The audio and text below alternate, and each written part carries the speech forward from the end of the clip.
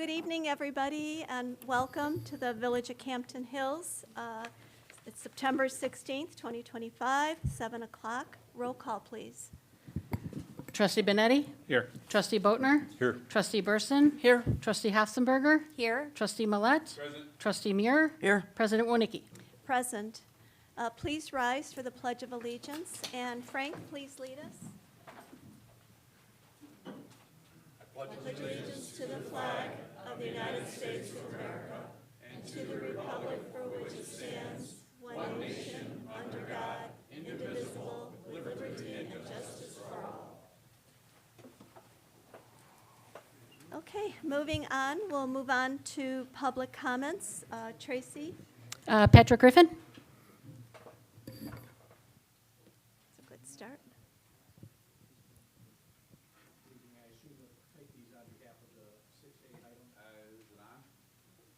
Well,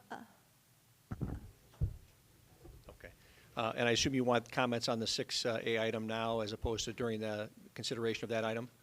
correct. Okay. Yeah, that'd be So, fine. good evening. My name is Pat Griffin. I'm here on behalf of Dean and Brooke Kelly, as well as other residents of the Campton Hills Farm subdivision. I know you have all been asked to digest a lot of information regarding this project, and I know the residents appreciate the work you've done in that regard. Some of it's factual, some of it's legal, some of it's a little of both, but again, we appreciate your consideration. I provided a memo to the board. I'm not going to repeat everything in that memo, but if there's one point that I would like to drive home tonight, and it's with great respect to Mr. Frank, who has been an excellent advocate on behalf of the applicant, it is this, and that is that not only is it appropriate for this board to consider the adjacent uses to this property, I think it is incumbent upon the village to do so by virtue of the provisions that are set forth in your special use ordinance.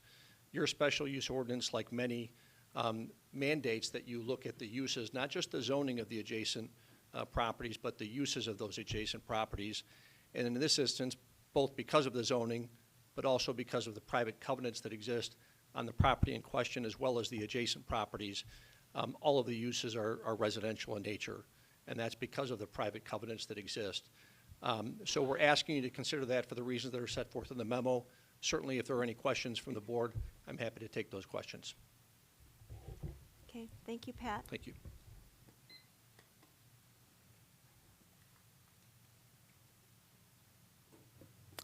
Mark or Yana Hodges?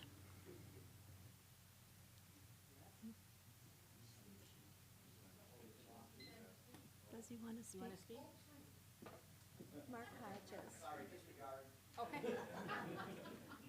Do you want to speak? Zach Innocenti? You can disregard that. Paul Mayer?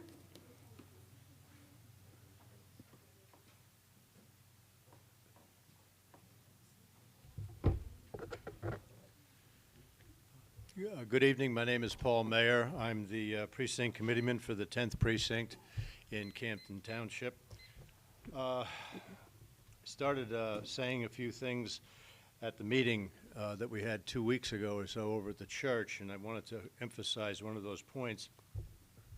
We moved here about 42 years ago, my family and myself, and we moved here because it was rural, it was bucolic, it was the nature of the community here, and that's what we sought. And for 42 years, it's been that way. But what we see happening, and it's inevitable, we can't stop it, is development. It moves, and it crawls, and it creeps, and it's like a virus or a cancer. You can't stop it. But what you can do is you can either slow it down or you can manage it. And you can control it, okay, to make it more acceptable, if you will. I'm referring specifically to the PUD, to the PUD zoning for that particular thing. Now, it's my understanding from what I've read that PUD has already been agreed upon. I don't know if I'm correct on that. If I'm not, please somebody raise your hand and I'm done. But so it is. It's already written in, the PUD for zoning. I don't even know if that's gone past the zoning board or not. But PUD is something we do not want here. I don't know if any of you have read Article 3 in the zoning ordinances for Campton Hills. But it uses words like encourage flexibility, creative approach, utilization innovatively, efficient use of land to facilitate a more effective arrangement of the land and uses and so on. What this does basically is it gives the developer carte blanche on what he wants to do and how he wants to do it. We do not want another Elburn Station. I don't know how many of you have ever driven through Elburn Station. The houses out there are one right on top of another. You can reach out of one and touch the other. I've been through there and I've driven and looked at it. That's not what Campton Village is all about. We are, like I said before, we're rural, we're bucolic, we have room to live in the way our culture out here has led us to live. And so I'm urging you to reject PUD. If it's already written into the contract, then I would ask why. What else is written into the contract, okay? Has the Zoning Commission looked at this? Have they passed it, okay? Have there been other decisions that have been made under the radar that none of us have seen or none of us are aware of? One of the points that was made at the last meeting was the poor communication between you guys and the community. How much is under the radar? How much don't we know that's already been established or has already been set to almost finish the establishment of what I call Shodinville. I mean, we're going to go from Elburn all the way into Mill Creek. And so I want to encourage you and say, do not let this thing go through with PUD zoning. Thank you.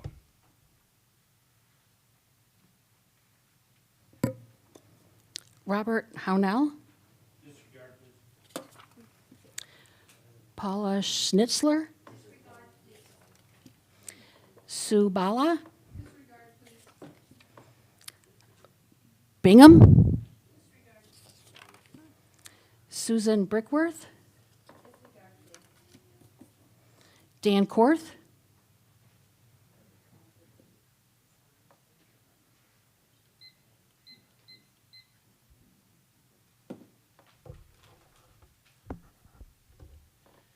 Hey, my name is Dan Korth. I live at 4N057 Country View Lane, and my comments here are in relation to the Headwaters Academy application for a zoning variance.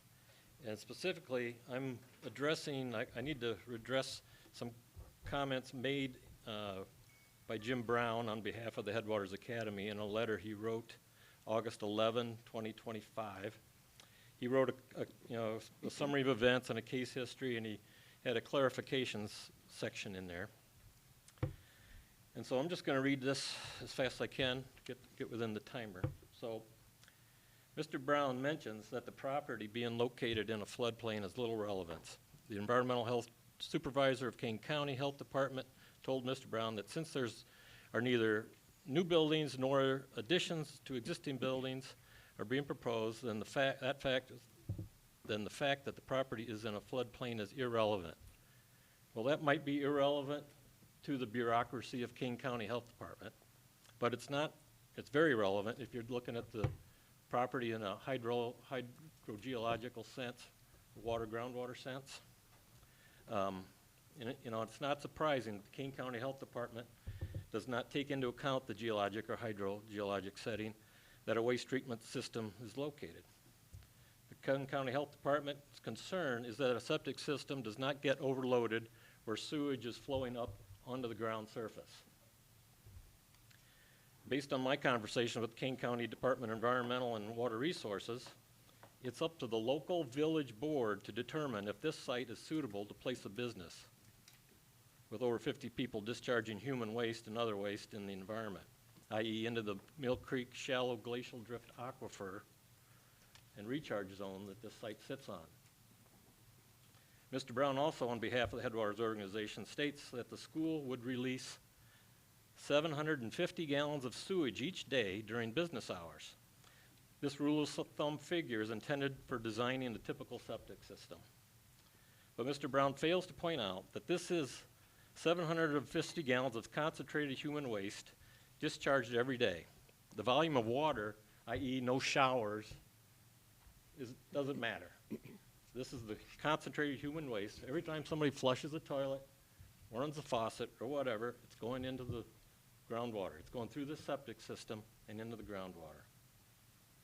Mr. Brown also failed to mention that the entire property is situated on top of the Mill Creek Shallow Glacial Aquifer and Recharge Zone.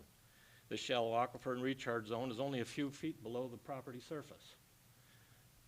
Now, on August 12th, I submitted a report, basically, pretty brief, that describes and illustrates the geologic and hydrogeologic setting of this location.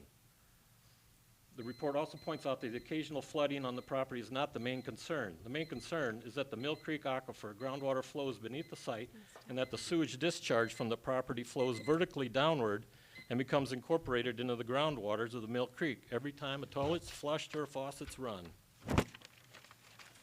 There's a diagram in that report that illustrates that based on the geological setting there that exists. As I stated previously, the Kane County Health Department does not care about the geologic or hydrogeologic situation of the site. Kane County Health Department does not care that this property sits a couple feet above an important aquifer and waterway for the village. Mill Creek flows through the heart of Campton Hills.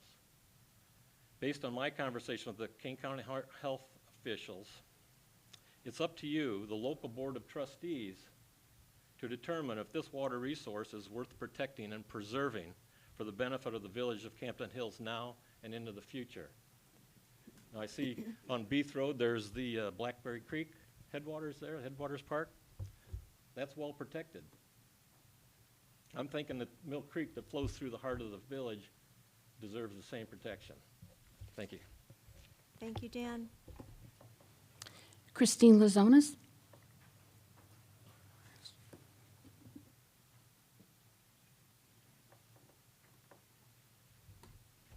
Hello, good evening.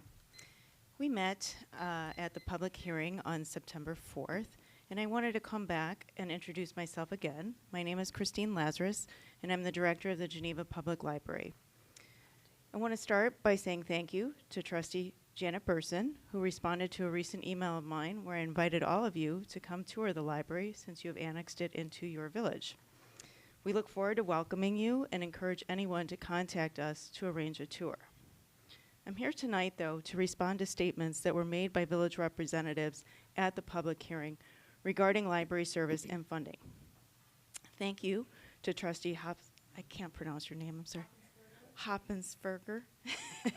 You stated, we have several people here in the audience who are frustrated with their districts that were not even spoken to, and I share their frustration. You went on to say that hopefully, if this does get voted through tonight, those districts will be appropriately spoken to and that they will be satisfied with the resolution of that. But despite many different attempts at communication, this still has not happened. And I believe, Trustee Millette, you said at the meeting that through public comment tonight, one thing that you heard over and over was that the library district and taking into account all the potential folks that would feel the effects of this. You went on to state how Campton Hills residents currently use the libraries and that you do not pay property tax or fees and that you may go to St. Charles or Geneva or drive to Naperville and pay non-resident fees. So I really appreciate that you acknowledged our concerns at that meeting. But I also want to clarify for everyone that you don't get to just pick which library you choose. It's dictated by the Illinois Administrative Code. And so, well, as much as we would love to welcome you to the Geneva Library as non-residents paying a non-resident fee, that's not possible. That's just not how it works. And then second, it was stated regarding TIF funds that we haven't even completed, quote, we haven't even completed or gotten through what TIF dollars would be, what that sum is, and what there is to allocate. So again, I really appreciate that you acknowledge where you are in the process, and yet, through the annexation agreement, you did move forward with agreeing to $19,000 per student per year to District 304, even though you haven't received the calculations. So we ask you to consider our request. We continue to ask for an impact fee of $95 per person, which is very modest given that you as a village are going to receive $10 million, and that we continue to ask for consideration of our TIF consideration that you do not take our revenue stream through a TIF fund to fund roads and infrastructure, and that you hold the developer accountable for these things and help us. We are now part of your village. You annexed us on September 4th. We're here, and we want to help you understand what library service can be for your residents. So we appreciate your consideration. Thank you so much. For the record, I think that was you, Trustee Bodnar. Yeah, if it was Nick. Yeah. I was going to clarify also, yeah. Yeah. Understood. Chuck Miles?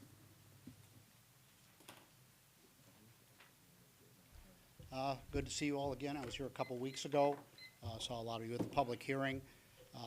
This is not an agenda item. We're here to follow up, like Director Lazarus was, follow up on some meetings some issues from the public hearing. I'm the treasurer for the Geneva Public Library District Board of Trustees. In this role, my biggest learning was that our library, like most libraries, rely on property taxes as our only source of revenue. We do not charge fees. That is why your approval of annexation without impact fees and consideration of a TIF that would eliminate our ongoing revenue stream is so concerning to the library district, particularly with the potential for a 10% increase in our service population. I want to be very clear. Geneva Public Library District has no position on this development. That is the responsibility of Campton Hills. As elected representatives of our library district, our job is to communicate to you concerns about the lack of communication and funding considerations for the library. At the public hearing, a comment was made. There are 11 months of meetings. You can go to YouTube to see them. So I did that. I started looking, and I had reviewed the agendas and minutes for the village board going back to August 2024. The first agenda item of potential annexation was April 22nd, 2025, with the minutes containing some general comments about an annexation. Same with April 29th and May 6th. On May 20th, the discussion topic was development south of Route 38. Minutes indicated discussions with 11 groups, but not Geneva Public Library District. On June 5th, the agenda showed a proposed annexation agreement in which the minutes indicate a comment from our minutes under Attorney Forte, no park district or library district. I don't know what that means. There is no park district or library district, which of course is not true. I never did see any correction to that in any of the minutes. On June 19th, I became aware of this proposal through Tri-City Central and an email communication from publisher Sam Kraft and our director, who contacted our attorney to work with Campton Hills. On July 29th, your agenda included hiring the TIF consultant. These minutes are not yet posted to the village agenda and website. However, in the meeting video, when at least one trustee asked about communication with affected taxing bodies, your village administrator said they were aware. Well, we were aware because we read about it on a blog. I see I'm running out of time. I will leave the rest of my minutes. But basically, our concern is we are now serving the southern part of your future residents. We think it's fair that, like other cities, we would have an impact fee and then be involved in the TIF discussions to fund those people that will be coming to Geneva Public Library. And I will leave the rest of my notes with you. Thank you. Thank you.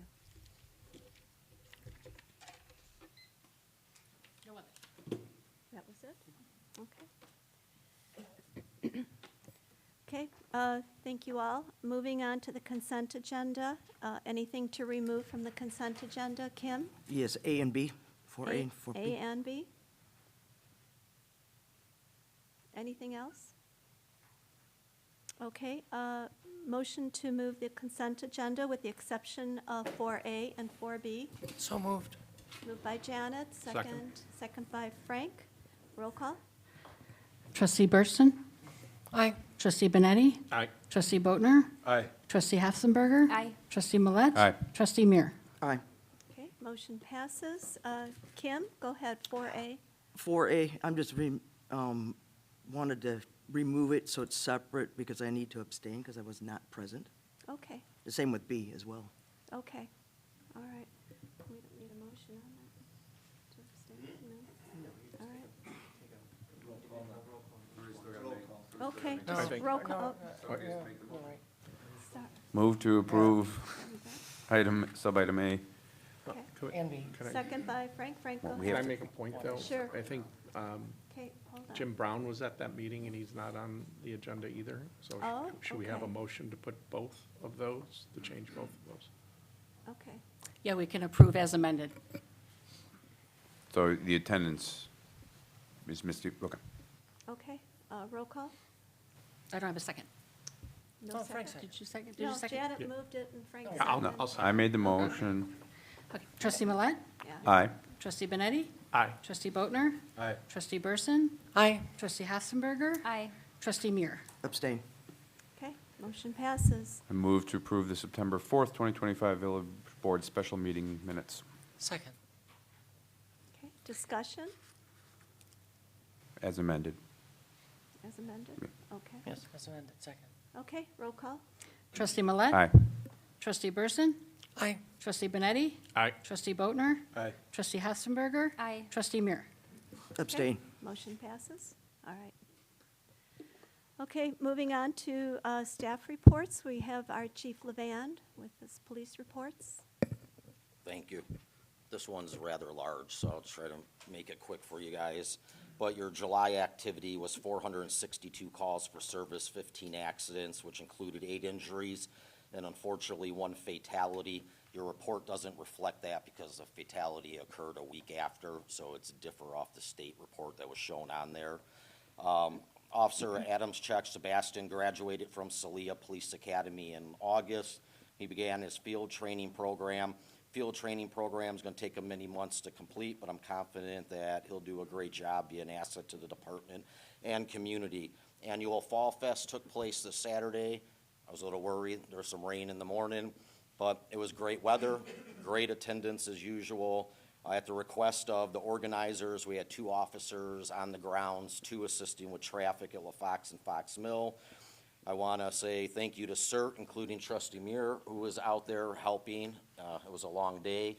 They had some minor incidents, a couple misplaced children, a child that got injured, and a child that got locked inside a vehicle. But everything worked out good, and it was a successful event for them. Each year I receive requests from residents. They always ask 2 things, because we know a lot of community programs, we don't have many. You know, we have Holiday in the Hills in the winter time. We have our National Night Out, which is huge. Request I get is either for Easter events and Halloween events. So this year we teamed up with Campton Township Parks and Open Space, and we're going to have a Boo After Dark event. It's going to be held at Coron Farms on October 25th from 6 to 9. It's going to be free for the community. So we have a bunch of stuff. We have a spook hay ride, bonfire with s'mores, free pumpkins, Halloween contest, $300 for first place, $200 for second place, $100 for third place. There's also going to be scary animals, food trucks, ice cream trucks, music, a large candy hunt, games, and activities. I want to give a big thanks to Caitlin and Carter from Campton Township Open Space. They've been super helpful and supportive of this, and Stabby's done a great job too. I'm confident with good weather, this will be a great event from the community, and hopefully it'll continue on years to come.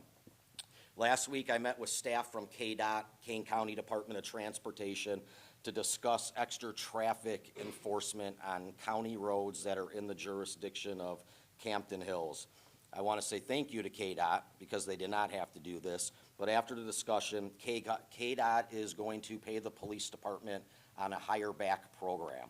So an officer will come back at an overtime rate that will be paid for by KDOT, will not be paid for by the Village of Campton Hills. That officer will not respond to calls. The other cars will do that. He's strictly going to enforce traffic in certain areas. So we know we have Burlington, Coron, Silver Glen, and LaFox. Those are going to be the big roads. We're going to look for speeding, stop sign, and signal violations and distracted driving. Because as I said at the last meeting, not just us, but Kane County-wide, you can watch the news almost daily, the serious and fatal car accidents are out of control. Most of the time that's due to speeding. So I want to thank Mike Way from KDOT, the supervisor. We have a great relationship with him, and he's always super supportive, so he was the driving force behind this. So we'll do this. The intent is that KDOT has their engineers, obviously. We will do a report each time we do these details. It'll be the date, time, the officer, how many stops he made, warnings and citations issued. KDOT engineers then are going to take this information. They're going to look at it. They say, okay, at this date and time, we did this extra traffic enforcement.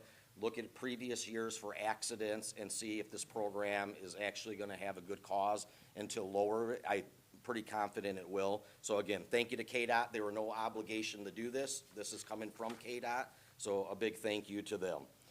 Beginning of October, the police department will start reminding residents, we do this every year, that the winter weather event parking ordinance will go into effect November 1st through April 1st. We are slightly different because ours is not 2 inches of snow or more.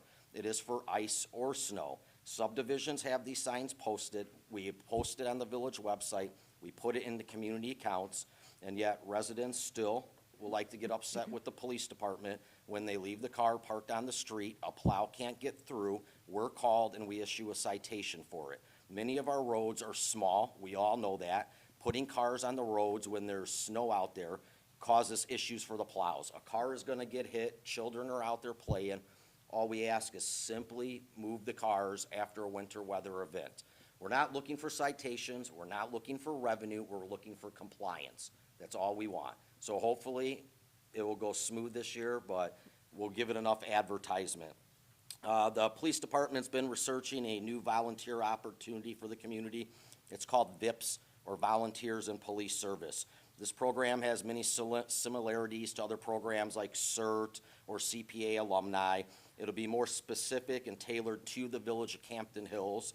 And so this program gives us a unique opportunity. We have Jean Harvey, who's our training coordinator. She does a lot of the training with CERT in that, where we have a lot of great volunteers in this town that love to help. If we can get this program, which will be more specific to our police department and our community, we can have residents that are trained out there doing many of the things that the police department do. If it's business checks, residence checks, fingerprinting, I can go on and give you a huge list. Traffic control, that frees up the officers, because there isn't a many that are on the streets working, to do these other things that are more important.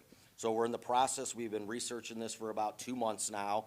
All the volunteers I talked to are very enthusiastic for this. So hopefully in the next board meeting, or maybe the following one, I'll come back with more information for it as it progresses. But I think it'll be a great program. Next board meeting, we'll recognize officers for July and August. I've sort of postponed that just because there's been a lot of other stuff going on, and I didn't want to make my report any longer than it was. So that's all I have, unless you have any questions. Okay, questions or comments? Mike, go ahead. Thank you, Madam President. As always, Chief, thank you and your officers. I'll jump on the soapbox now because this is my time to say unequivocally, as always, that the only thing that reliably controls speed on roadways is enforcement. And we as engineers can come up with traffic calming measures, we can come up with any of an array of physical impediments or obstacles, if you want to use that term, that can also do the same thing, but they are also inconvenient to everybody who is not speeding. So those generally are not deployed. We don't put speed humps in the middle of arterial roads for certain. Our friends in the fire and ambulance service don't like people bouncing off of gurneys. Our friends in my sphere and in the township don't like losing teeth when they hit them with a plow blade. But the one thing that reliably does, has been proven over and over to control speed, is consistent enforcement. So I just wanted to applaud your willingness to work with KDOT, and then thanks to KDOT for recognizing that they need help with this situation, because they're just mostly a bunch of engineers and public works folks like me. And we need your unique set of skills to help with the Road to Zero is what the program's been called nationwide, and that is a great cooperation between us and the county. So thanks. Well said, Mike. Any other comments or questions for Chief? Okay. Hearing none, we will move on to action items. 6A, motion to approve ordinance 25-24, granting a special use permit to allow a private school, in parentheses, Headwaters Academy, at 42 West 420 Campton Hills Road, Village of Campton Hills, Kane County, Illinois. I'll accept a motion. Discussion? So moved. Yeah. Moved by Janet, Second? second by Nick. Okay, discussion? Questions, discussion? I can make a brief statement just to preface discussion. You've seen some correspondence from both the applicant and, I believe from the applicant, but certainly from the nearby neighbors in the form of a written objection, as it's titled. So because, I just want to give you a sense of where the votes must lie based on that, the Village Code, Illinois statute, and the objection. So because the Planning and Zoning Commission recommended denial of this special use, which is included in their findings recommendation, Illinois law provides that the application cannot be approved unless it receives a favorable majority of all trustees then holding office. I would say it doesn't matter who's here, but you're all here tonight. So in this case, it's 4 trustee votes. The village president's vote does not count toward that trustee-only requirement. So if there is a tie vote, President Winnicke cannot break the tie, excuse me. That's specifically how the statute's written. That's separate and apart from the written objection itself. The neighbor's written protest was filed under the state statute for zoning map or text amendments. The applicant's petition this evening is for a special use, not for a zoning map or text amendment. So the village code does not further extend the protest rights or the requirement for a supermajority vote to special uses. It describes the process for filing of objections in accordance with state statute, and that's specifically under the zoning map and text amendment section. The special use section has no reference to that, so it's not an expansion of the state statute. So therefore, the question before you is whether at least 4 trustees vote to approve the special use ordinance, otherwise the ordinance fails. President Winnicke does not have a vote at tonight's meeting. You'll see the ordinance that is for that item. The ordinance that's before you is drafted in the affirmative. It's placed on the agenda. It's typically the easiest way to have a discussion is if an ordinance is placed in the affirmative. It also has a set of various conditions upon the special use.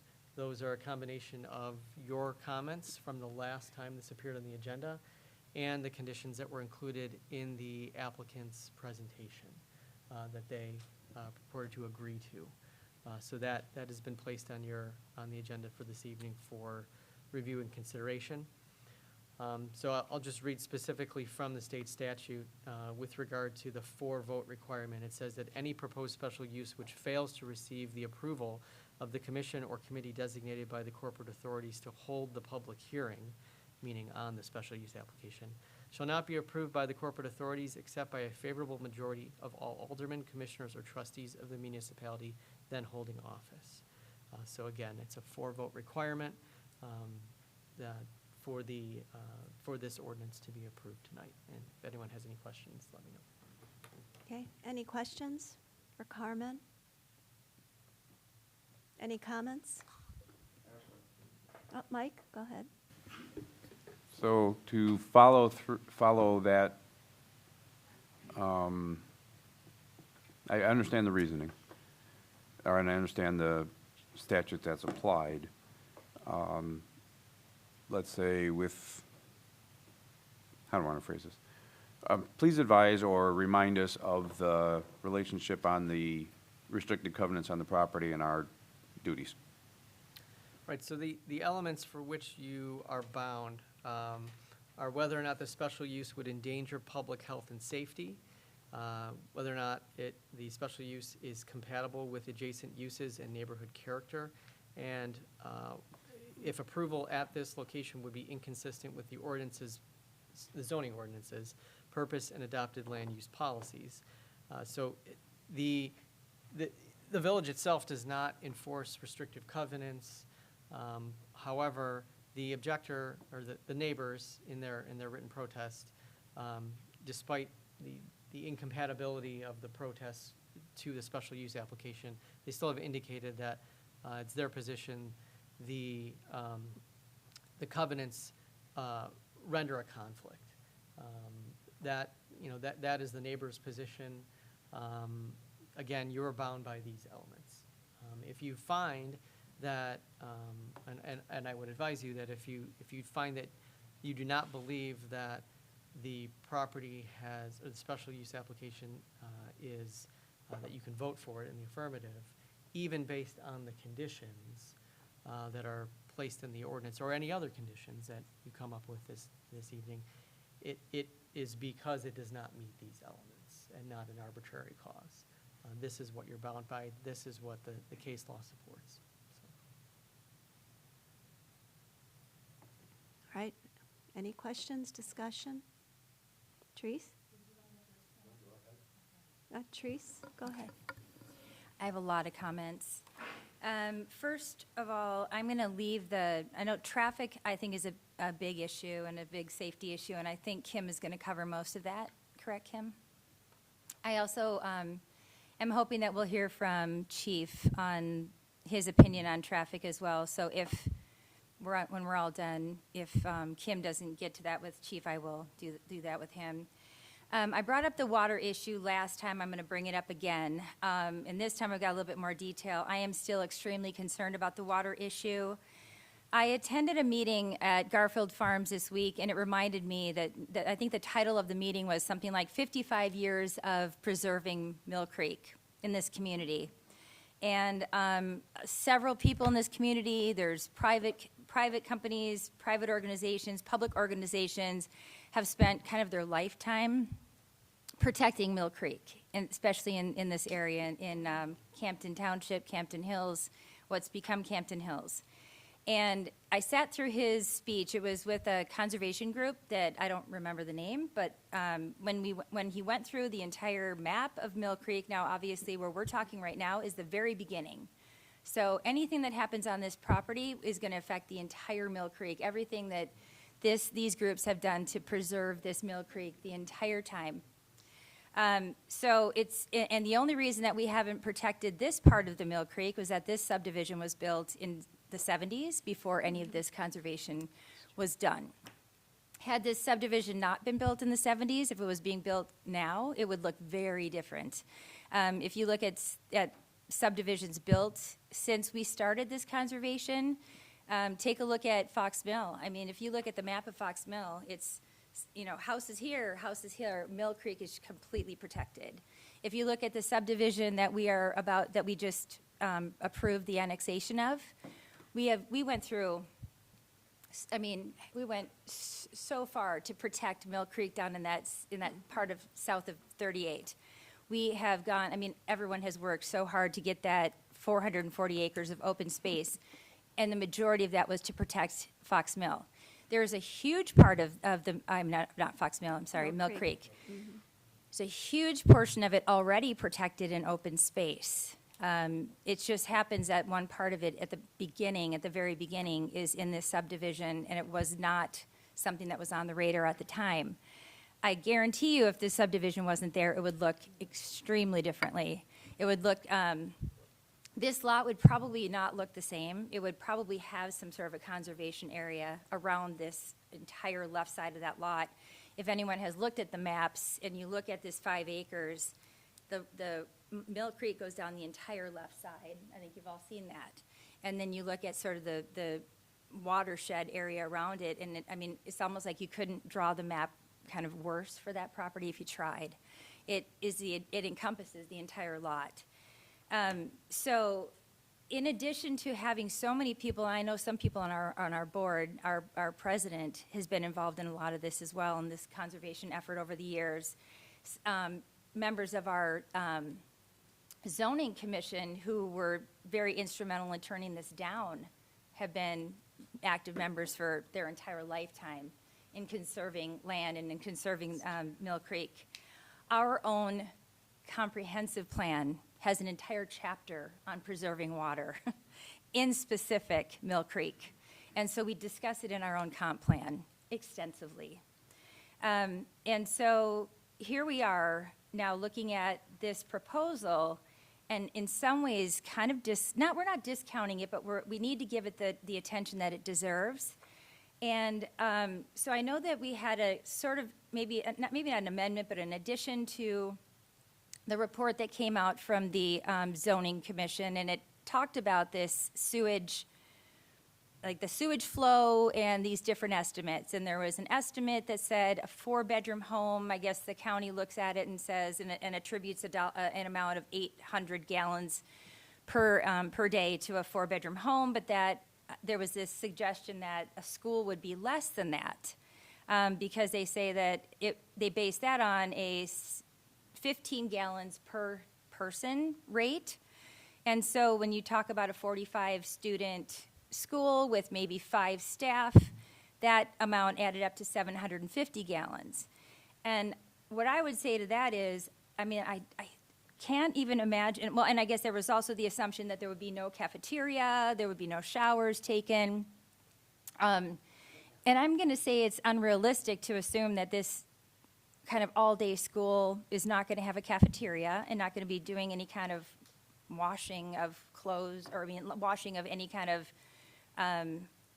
materials that they might be using when they're out doing their activities all day outside. And that the staff won't be doing any kind of washing of any kind of materials. I also don't know that it's realistic to assume that no one will ever live in this house. The school doesn't run all year round, and so during the other times of the year, is this house going to just be vacant the whole time? So I think the real number of the sewage flow calculation is probably a combination of those two, of this home and maybe someone living there. Now, not-for-profits are very difficult to make make doable. You have to cover a lot of expenses.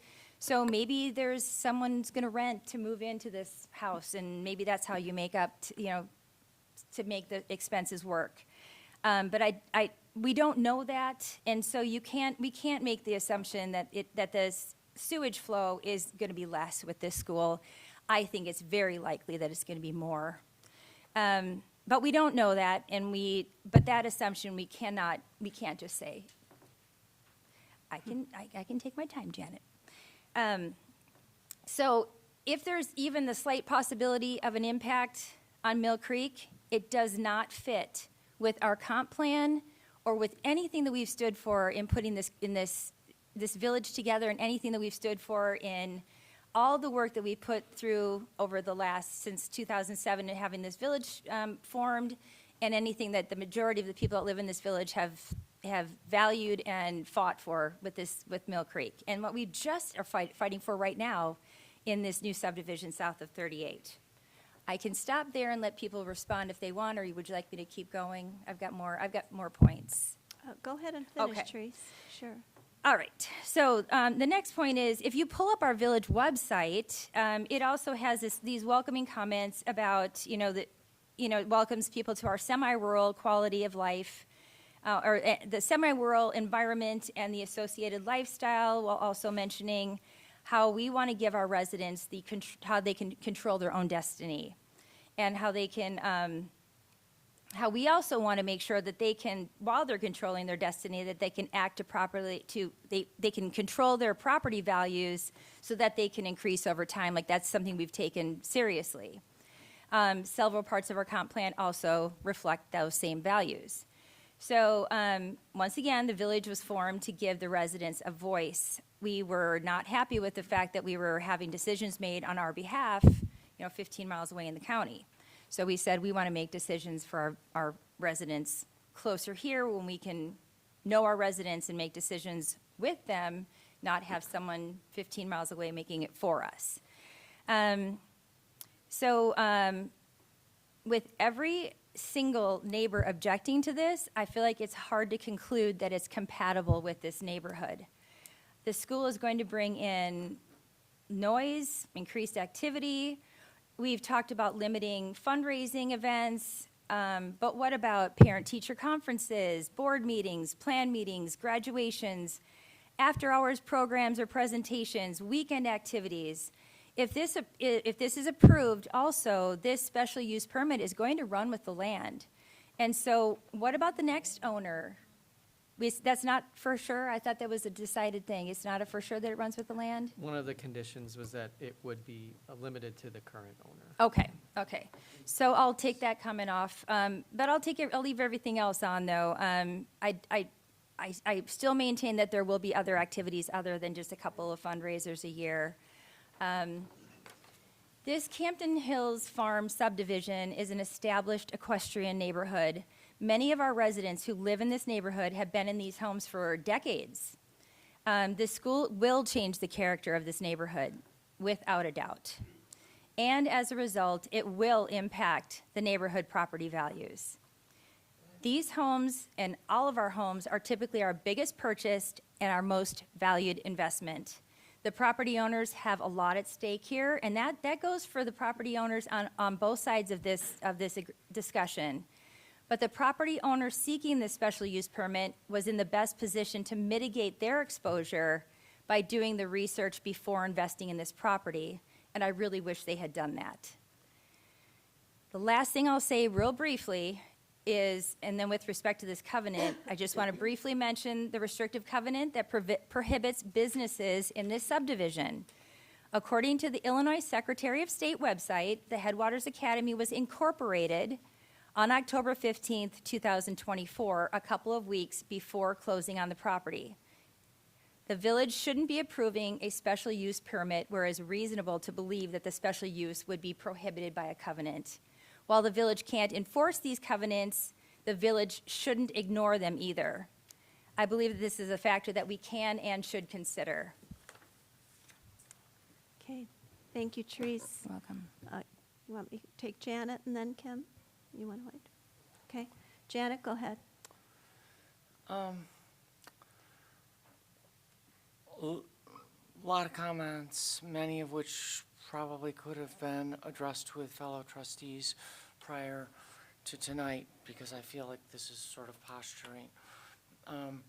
But more specifically, I think it's important for someone who has the background of Trustee Hofstensberger to actually read the ordinance that we're charged with potentially approving or not tonight. So if you were going to suggest, for example, that there might be a challenge with some sort of third-party use, the property might be rented to someone in some way or something, well, then you might want to avail yourself of Section 4, Item 15, which specifically excludes such a third-party use. Had you actually looked closely at the ordinance, you might have noticed that and might have chosen to not make that comment. Some of the other comments that were made, it's just out of scope for us. The comments about septic use and so forth, that's not what we do. So you may be right, you may be wrong. I question the assertions that you made, but it doesn't really matter because it's not what we do. That's up to the county to make those those determinations as to whether septic use is appropriate or not.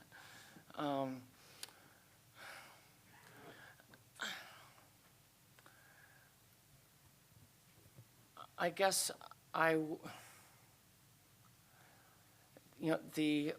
guess I would continue when it comes to covenants. Again, it's not what we do. It's not in our lane. And so we can agree, disagree, or not about any of the covenants that apply to any particular property. But we, the Village of Campton Hills, as far as I'm aware, do not get to enforce those covenants. And I do not understand why a member of our board is bringing up covenants that are out of bounds for the village to enforce in this context. I think we're going to hear also about traffic and parking concerns. But again, if one were to read the ordinance here, concerns that have been brought up at prior meetings seem to be addressed here. If someone would like to propose that we further restrict traffic and parking, we can talk about that. But to throw out the general boogeyman that there's a traffic and parking concern, just like a general boogeyman that there's a covenants issue, or the general boogeyman there's an issue with county septic requirements. You know, all of these issues are, you know, have a forum, but it's not here. And so it's disappointing to me that one of our members is bringing up these issues over which we do not have jurisdiction in this meeting. And I'm very interested in addressing the issues over which we do have jurisdiction, but I don't believe that the substance of these comments is relevant to this body. You want to go ahead and respond, Therese? So our job, and this is actually written right in the code, is first of all, we are given legislative discretion to really make the decision that we arrive at based on the review of the information we're given. And then we're given basically kind of this three-step process where we're asked to, will the school endanger the public health, safety, or welfare? Is the school consistent with the spirit and intent of the ordinance and village land use policies? I think I did address that. And then is the school is compatible with adjacent and surrounding properties? I definitely addressed that. We are also basically told that we should look at the report that was given to us by the Planning and Zoning Commission. I did look at that, and I also gave quite a bit of deference to the fact that that group of people who really dove into this the hardest, that they denied this. And so they gave us a pretty lengthy report that we all looked at, and they gave us a well-reasoned and lengthy report. So I did my duty exactly as it was given to me by this ordinance, which said that I then get to use my legislative discretion. But it also it directed me to look at these things, which is exactly what I did. And I didn't bring up any kind of boogeyman. I did say that Kim was going to address the traffic issue because I didn't think it made a lot of sense for us to both address it. So to the extent that I have questions with Chief Levan after that with regard to the traffic, I will ask those questions, but I will leave that to Kim. But I thought I covered all those other issues. I did cover the spirit and intent of the ordinance and the village land use policies, which we were absolutely actually charged with taking into consideration. That was part of our job. And we were also asked to look at the compatibility with the adjacent and surrounding properties, which is exactly what I did. So with that, I will then pass it on to whoever's next. Okay. How about Kim? Go ahead. Okay. It was Nick. Nick, you want to go next? No. After Kim, okay. Kim, go ahead. All right. Oh, let's start. Anyway, you know, I've said it before. I think the concept is great. My biggest hang-up, because I'm big about public safety and helping the police department keep everybody safe, one of the things I do. So my biggest concern is Campton Hills Road. As a reminder, that section of Campton Hills Road is going to get fully repaved in the spring. Mm-hmm. We already have a speeding problem. And I can tell you this, that thing gets repaved, they're going to be doing more than 50 miles an hour there. I can tell you right now, I witnessed it on Anderson Road when we repaved it. Mm-hmm. And I'm not going to say that I've been known to take my motorcycle down that road, but I know better than to speed with the hidden driveways. That doesn't mean I don't over in that one other section, but you don't patrol that, so I'm good with that. This really probably one of my big and only concerns. I just wanted to voice that was a concern. Okay. Yeah. All right. Thank you, Kim. Nick, go ahead. Thank you. So when I was reviewing these conditions, I was looking for them to satisfy the three criteria that I believe this ordinance needs, this special use ordinance needs to satisfy before it could be approved. First being endangering public health, safety, and welfare.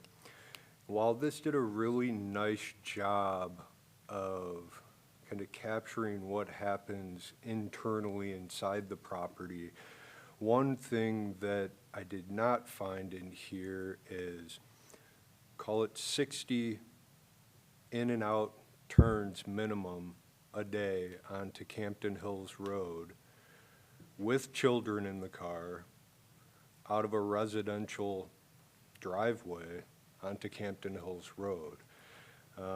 This did a very nice job of ensuring that these vehicles would be able to flow through the driveway, but pulling in and out. One thing I can't put my name on is 6 months from now, some terrible accident in front of this school. And I don't think that this ordinance, this language, does a good job of preventing that from happening. In addition, I think possibly the solution for that is like alterations to Campton Hills Road, and that would be the village's responsibility to do. And I can't imagine the village expanding Campton Hills Road right there with turn lanes and everything else that would be required. As far as the general land use criteria of adjacent properties in the immediate vicinity, you know, we pride ourselves, Campton Hills does, in selling and preserving and promoting these quiet vistas and your rural views. And, you know, we're 10 minutes from Randall Road, but we live in the country. There's a room full of residents here, and there's a neighborhood around this property. And all of those folks signed up for rural views and a quiet backyard, and even with the 50-foot buffer, which I think is, I mean, it has all the right intentions. You know, I threw a tape measure out, 25 feet. I'm like, 50 feet from my backyard, if I have recess and kids playing or instruction or, you know, some after-school activity going on till 8 p.m., it certainly has not protected the properties in the immediate vicinity, and it's definitely not compatible with that general land use the way it's written right now. The spirit and intent of the adopted land use policies, I mean, I think I would need clarification, but you know, the special use school in a residential zoning, I believe it still makes the assumption, doesn't it, that someone's going to live there? Or with the special use, it could be completely converted. You could put a Wasco Elementary, and that would be more or less. Well, that's kind of where my mind went still. I mean, as far as being consistent with the spirit of the land use in that area and what we would intend for it. I just didn't feel like this really checked the 3 boxes that I needed it to check as far as satisfying those criteria that our zoning ordinance tells us that it needs to satisfy. Okay. Frank, go ahead. Yeah, first of all, I'll agree with Trustee Burson on a lot of these items kind of fall outside of our jurisdiction or purview. You know, it's up to the county, it's up to the fire district, it's up to a lot of different, you know, organizations. It's not really, a lot of the items aren't up to us. And I've done a lot of research, and I've talked to the zoning committee, or at least most of the zoning committee, you know, and the ones that said yes, basically said yes because they thought most of the concerns and most of the issues that came up could be mitigated. With that said, you know, it made a lot of sense. And for the ones that voted no, it was more about the area, the neighborhood, the covenants, and those types of things. So this has really been a struggle for me. I've gone both ways on it. But I think at the end of the day, I agree with Trustee Boatner that, and Trustee Muir on the safety aspect of it, because it's a lot of vehicles showing up at the same time. And I think we all have been to places where even if the driveway is big enough, if there's cars making turns in and cars making turns out, it tends to back up. And if it backs up on a road where the speed limit's 50 miles an hour and there aren't any school zone speed limits to slow people down, it could very well cause a hazard. I will say I think the school is a great idea, and it fits the village of Campton Hills to a T, to try to teach children, you know, about farming and taking care of animals along with the typical education. I think it's a fantastic idea and it's a fantastic fit. I just don't know, and I think I said it at the last meeting, I just don't know that this property is the right location for something like that. And you know, unfortunately, that's where I stand. And like I said, my initial reaction was no, and then I kind of was leaning towards yes, based on the mitigating factors and all of the conditions that we put on here. But the one issue that really stands out to me, and I think Chief brought it home with the number of accidents and especially one with fatalities. I don't think any of us want that to happen. And I think we did the electric bike ordinance with this, a lot of the same concerns. So I just, to me, in good conscience, I can't see past that. So. Okay, thank you, Frank. Mike, go ahead. Thank you, President Wojnicki. So, looking through the Dillon factors and what our charge is, that's always by our own lens. So how we interpret that is how each of the 6 of us interpret that.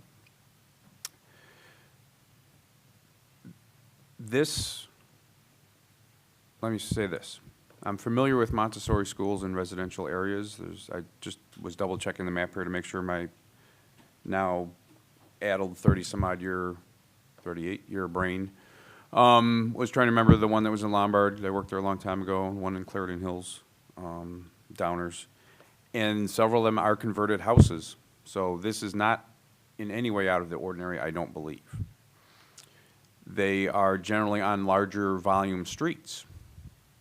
So it's not on a cul-de-sac, or it's not on a 700-foot loop or something like that.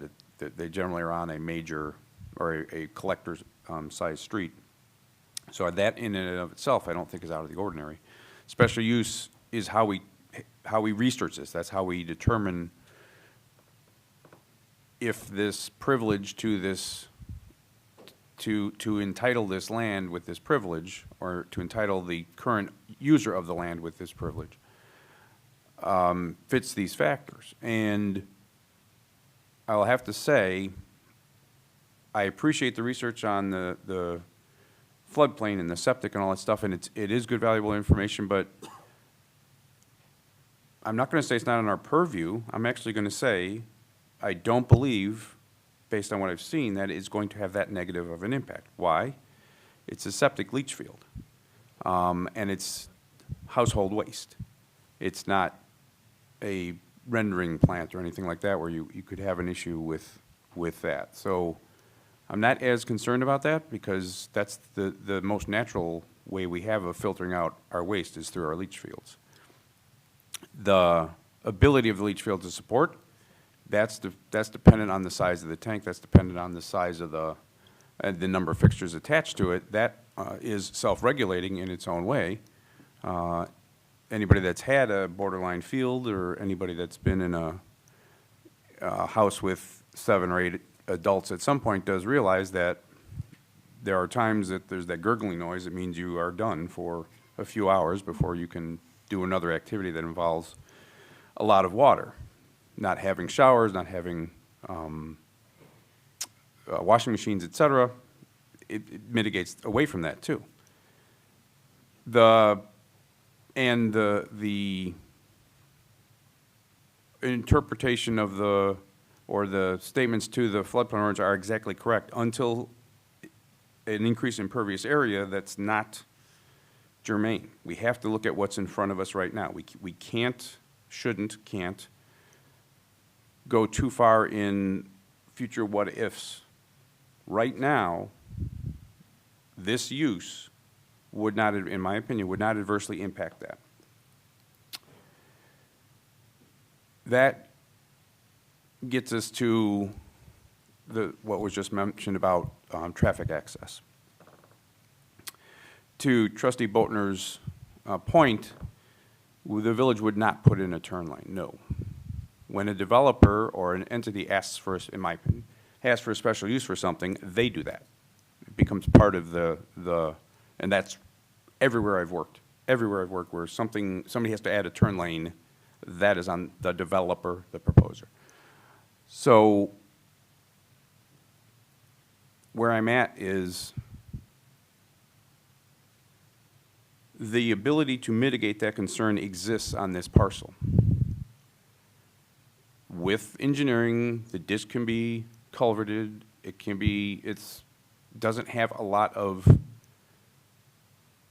offside feed. Biddle's Farm is crested, so it's only half of Biddle's Farm that is taking. There's a culvert that takes care of that. So we'd just be looking at the water that's shedding off the front half of those parcels and going a little bit towards Anderson and come back. So I believe there is a way that it could be mitigated. And a turn lane could be added. The question, no, not the question.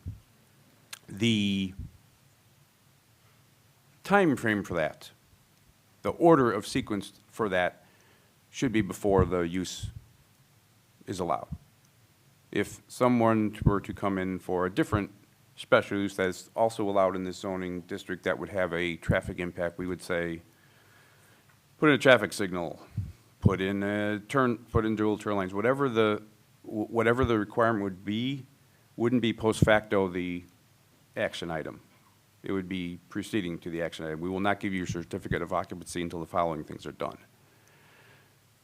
So I believe the applicant should have done that before. Again, that's not what we're tasked with right now.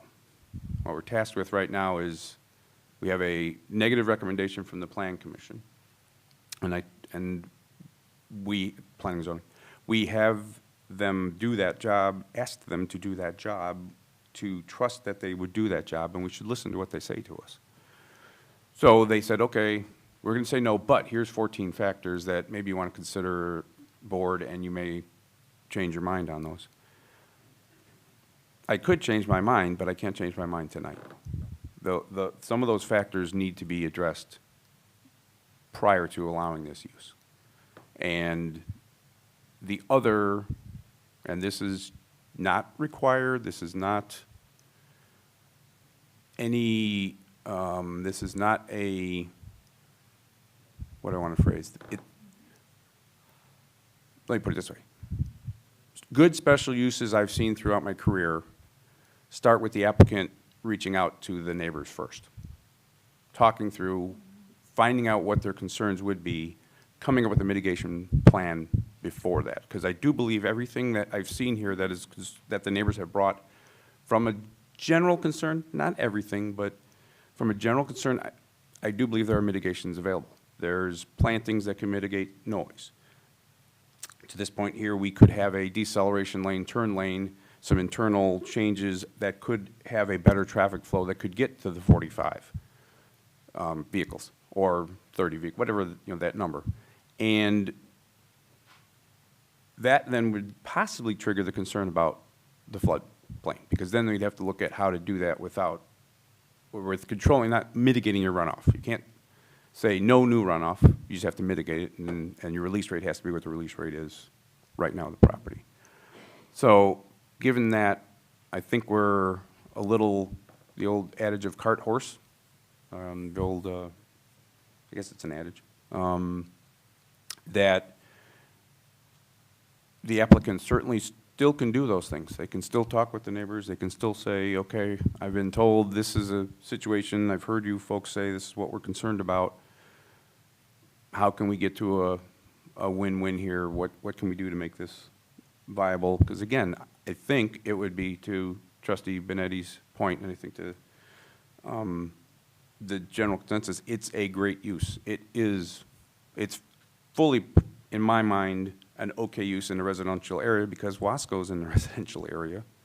Coron up by me, Fox Mill here, you put schools in residential areas. That in and of itself, I don't think is a no.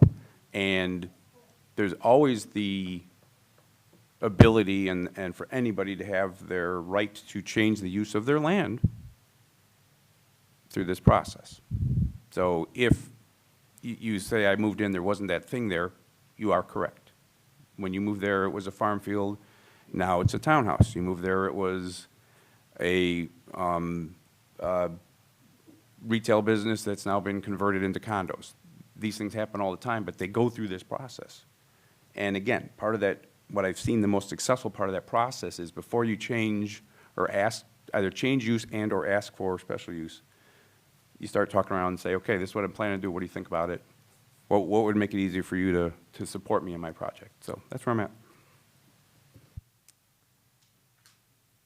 Okay, Therese, go ahead. I don't want to put you on the spot, Chief, but, and if you don't feel comfortable, speaking tonight, but would you be able to comment on what you think the concerns or the safety concerns might be on Campton Hills Road with the 50-mile-an-hour speed zone and? I'm not going to specifically comment on it. Okay. But I mean, I think this would be for anyone. I don't care where it's at. It doesn't matter. It doesn't matter. It doesn't matter if we're talking about 5 cars, if we're talking about 20 cars, we're talking about 30 cars. You put one more car on a roadway, there's always the chance. Am I going to say it's going to happen? No, I'm not going to say it's going to happen, but there is the chance. So I can't sit here and say I can predict what's going to go on in the future, but I think everyone can contemplate it in their own head and say, okay, here's the pros, here's the cons, here's what could go bad.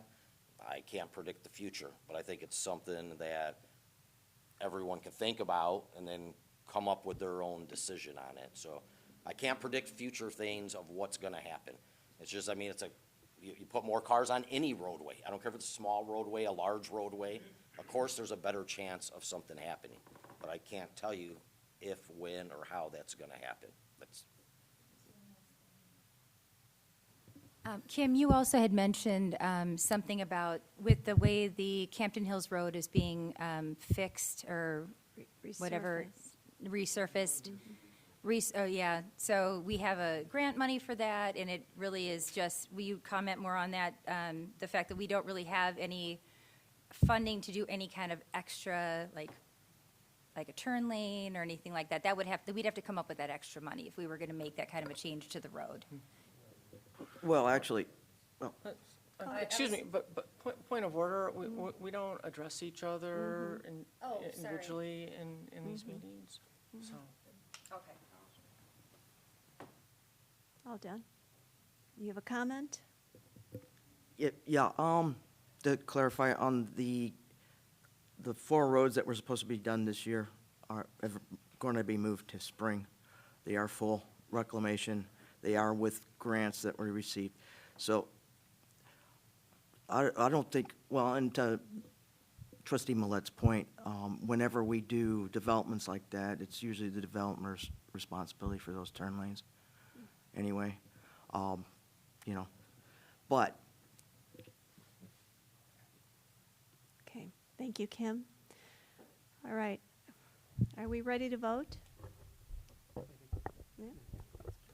Oh, okay. Madam President, if I could please address you all of you for a few minutes. Again, my name is Hal Frank. I'm an attorney for Headwaters Academy.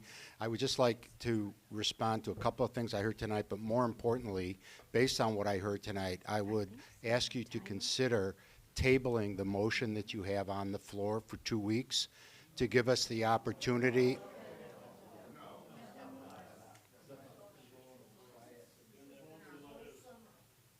To give us the opportunity to respond to some of the comments we heard tonight. We have, as you know, Headwaters Academy engaged a traffic consultant. I would love the opportunity to talk to that consultant about Trustee Millet's suggestion that a turn lane be installed here that could mitigate the concerns about traffic, which then could become an additional condition to add to the ordinance. The concern that was raised, Trustee Hofstenberger, about renting out the house is something else that could be addressed with another, during the summer months with another condition. I think, your ordinance, it doesn't ask you to make your finding just based on those 3 standards, that the village attorney referred to. Your ordinance also says, when considering a special use ordinance, that the Plan and Zoning Commission can consider recommending or suggesting, and the village board to help you get over the decision as to whether or not those standards are being met, the imposition of conditions, and that's exactly what the current ordinance does. Whether the conditions need to be revisited is a valid concern.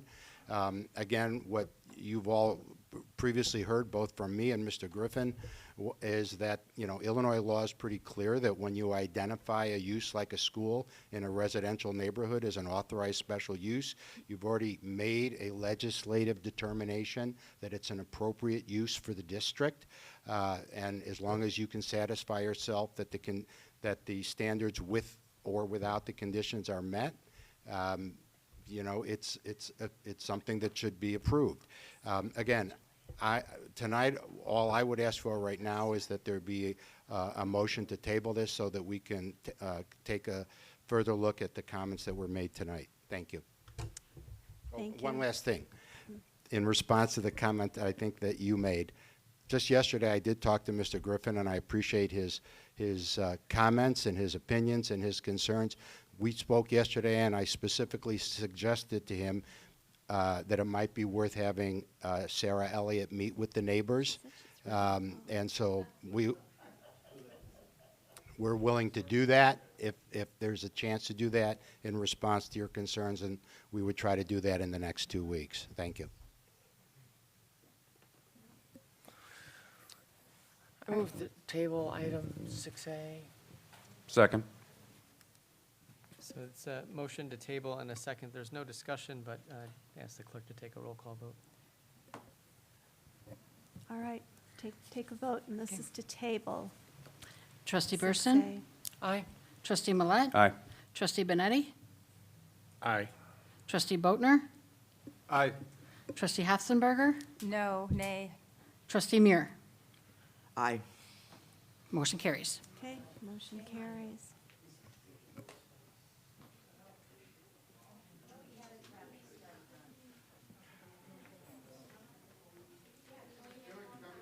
No more comments today.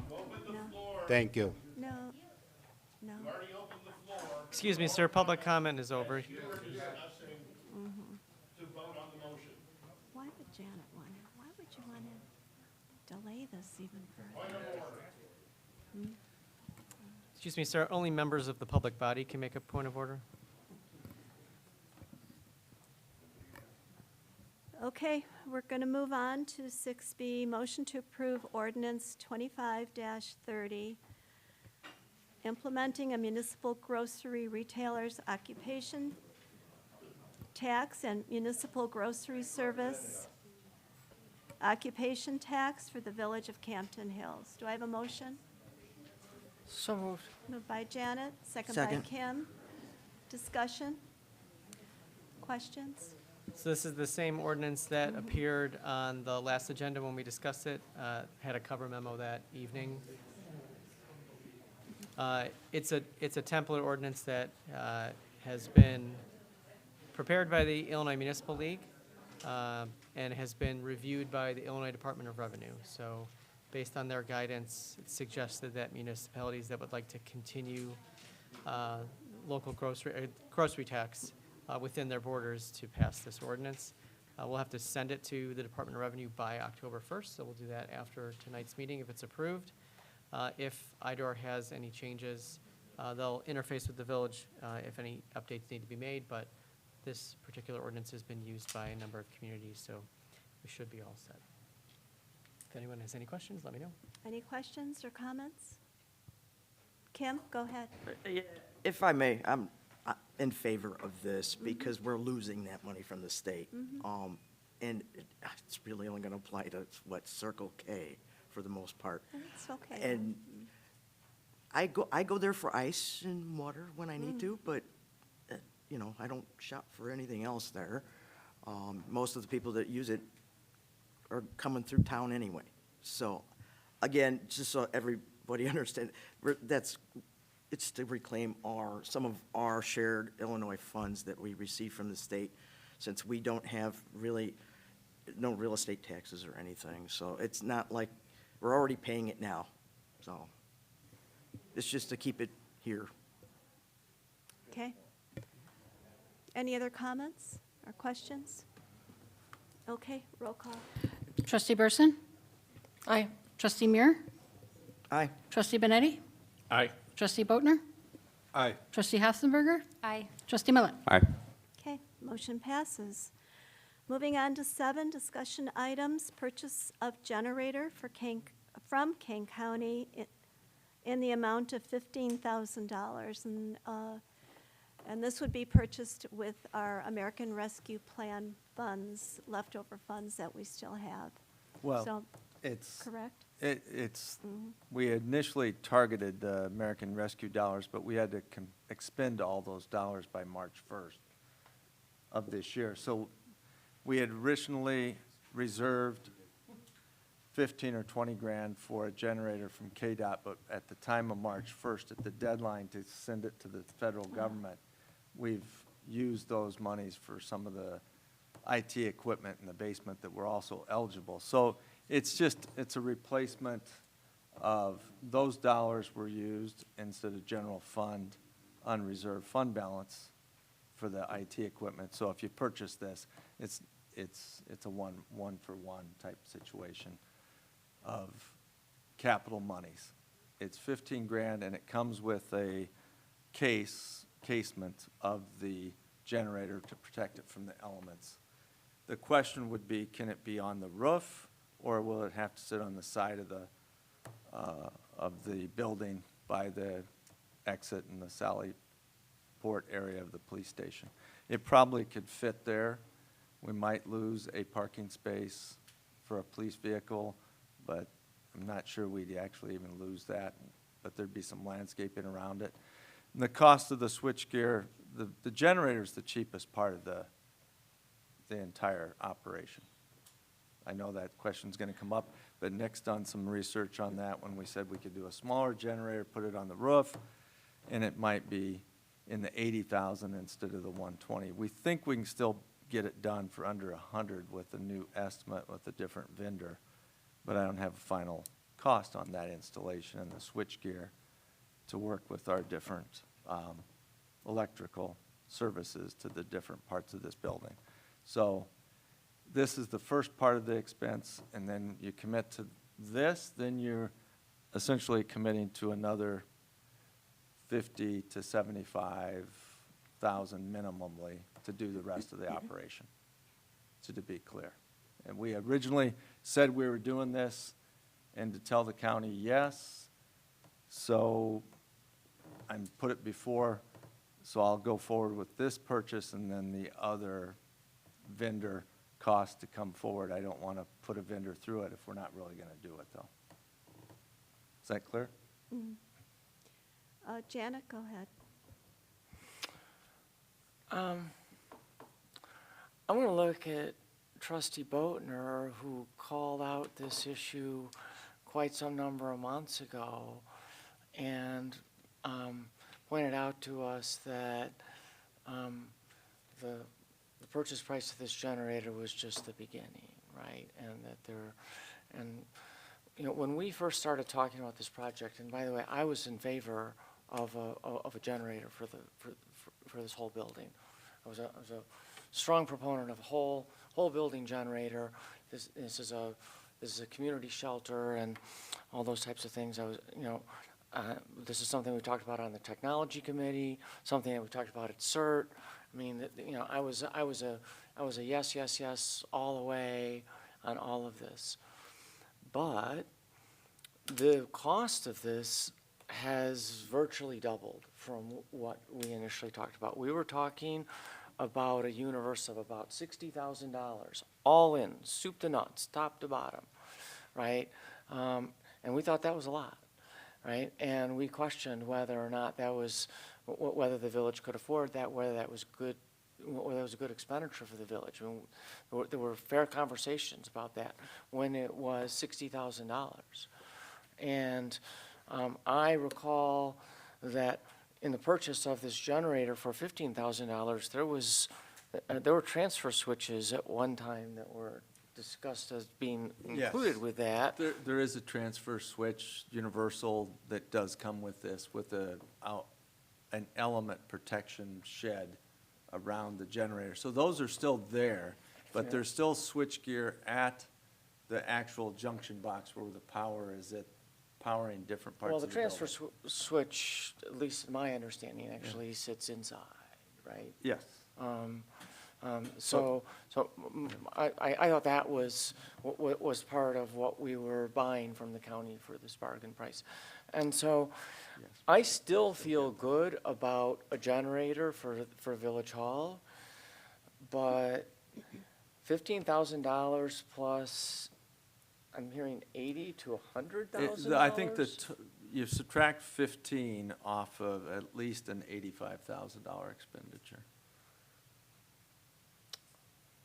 For moving it, installing it, and everything. So, I mean, and Nick can speak to it. He talked to a couple of the vendors that we originally had. But it was originally a 125 number, and we found a different vendor to do it more cost effectively and to use that universal switchgear for that this generator comes from the county with. Okay, and circling back to a point that you clarified for us earlier, we did in fact expend the last of the ARPA money, earlier in the year. Yes. There was There's a deadline by the federal yeah, government. many months ago, we thought that that we might, match this up with the ARPA spend, but we did some other things against the ARPA spend. So this is, for better or worse, this is out of our hide. Yes, because you used the ARPA dollars instead of the general fund money to purchase some For of the network equipment works, right. in the basement. Right, okay, The IT. right, IT stuff. Go ahead. Nick, go ahead. I- We'll go to Frank. I'm sorry. Nick, So go my, ahead. my, Go ahead. Frank, go. Go ahead. I'm just gonna ask a question. So what's worst-case scenario if we don't have a generator? So power goes out, things shut down. It's FEMA consideration.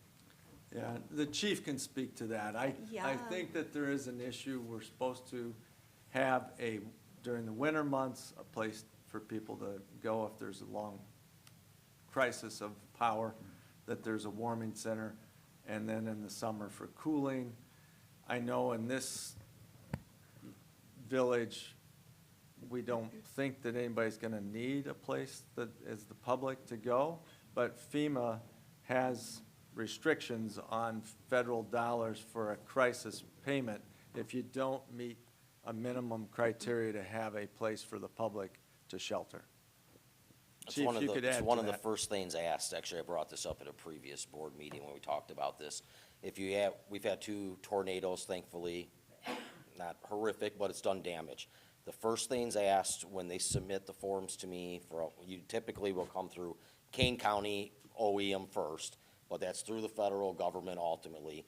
One of the first things they're gonna ask you on there, and actually I think it is 1 or 2 at the top, is does your location, your shelter in place, your cooling center, whatever you wanna call it, safe place to go, have the ability to provide heat, power, water, the basic necessities. If you check the box no to that, good luck trying to get any money back for damages that are done, federal government money. Like, that is one of the main requirements that is asked on the paperwork.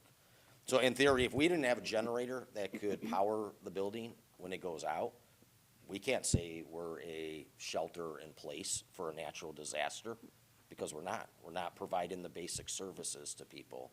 So it is one of the first things they do ask.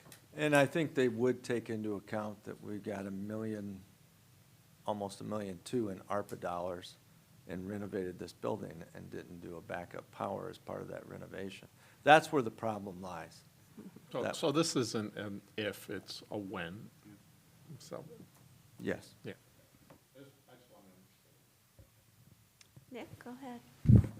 I'll just recap, because we did talk about this, and I pulled up the notes, and they were from July of 2024, so a little over a year ago. I've never been in favor of the expense of putting the entire building on a generator.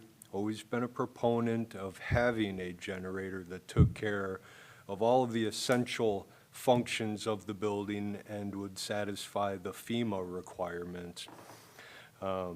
Speaking to these generator companies, this is over a year ago now, but I think there's 4 panels, so 4 circuit breaker boxes here in the building and a bunch of AC furnace units up on the roof. And putting all of that on a generator changes our costs from the quotes then, where there were some over $100,000, and putting just the essentials, so the AC unit that controls the main part of the building, the lights in the main hallway, the police department, adding outlets for the evidence room refrigerator, putting the majority of the building on a generator, including the brand-new generator, brings the quote down to $25,243.79. So, again, I really feel like this is the way to go. I love getting the deal on the generator. I realized that was like a $23,000 generator. Chief, if I'm like off 1,000 or two, you correct me, but I'm pretty, It was it's like 23? about right, and I think with the transfer gears that already come with it, there's actually 2 out there. Okay. That made it a slightly higher model, but pretty, like, I think like 25. something Saving like 10 that. grand on it, so I mean, significant, substantial, it matters. But we could do everything for 25 grand, maybe 26, 27 a year later. So just worth considering. I just want to throw that out there. Mike, go ahead. Just confirming, this is the one from Long Meadow Parkway, right? Yes. Okay. Mhm.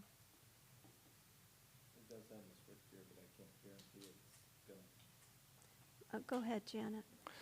Is your, I'm addressing trustee Boatner, if I may. Is your $25,000 estimate inclusive of the cost of the generator? So approximately $10,000 in additional work to make it go? If, in this, you know, if you were trying to cover this reduced footprint, is that what you were thinking? Yeah, so it's 18,000 in labor, 1,300 in a transfer switch, and 5,700 in a generator.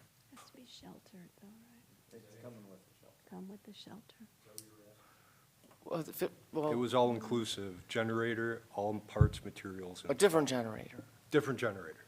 Okay. It was small enough to fit on the roof near the RTUs are at, and the gas line is, it could be fed from an existing gas line without running another gas line. Yeah, there's a This- higher this- pressure, like 1.5 or 2-inch gas line. It they runs can across tee the into. roof Yeah. to those rooftop units. Yep. Therese, go ahead. I just want to clarify that I have absolutely no problem with this back and forth, but I just want to remind Janet that she had a problem with me doing that earlier. Okay, anything else on the generator? Wait a minute, so is that the rule that I just had to ask permission? Okay, so what do I just, next time I just ask permission to speak across? Okay. That's fine, yeah. All right, anything else on the generator? Kim, go Yeah, ahead. yeah, so I still attend the technology Good. committee meetings, and they've been researching potentially other scenarios, with potentially a different generator. I think some of the concern that was coming out of there, and I thought at some point you were going to have the chair come and speak perhaps about it. So, what's that? No. No. Oh, is he? Oh, he's out of town. He's out of town. Yeah, okay. I just wanted to let you know that they were looking at that, and then, it was on the last two agendas of theirs, so. We Okay, could thank you, defer Ken. that till we get more clarity on, is this generator able with its switchgear to be in the 50,000 range versus, and then you'd only be talking maybe 10 or 12,000 versus the rooftop. I think I need to vet it a little bit more, but the county is going, hey, you committed a year ago to doing it, now we're ready to sell it, and we got through the purchasing. It's time for you to buy it or not. I can buy us another couple weeks till we get some clarity with some of the contractors on the installation of the smaller on the roof versus putting this on the side of the building and just see what the delta is between the two with contractor estimates that they're willing to install at. Mike, did you? No? I was just going to, two other things. One, this quote that I just reviewed, you reminded me it did. I made sure it included the servers and all the electronics on this.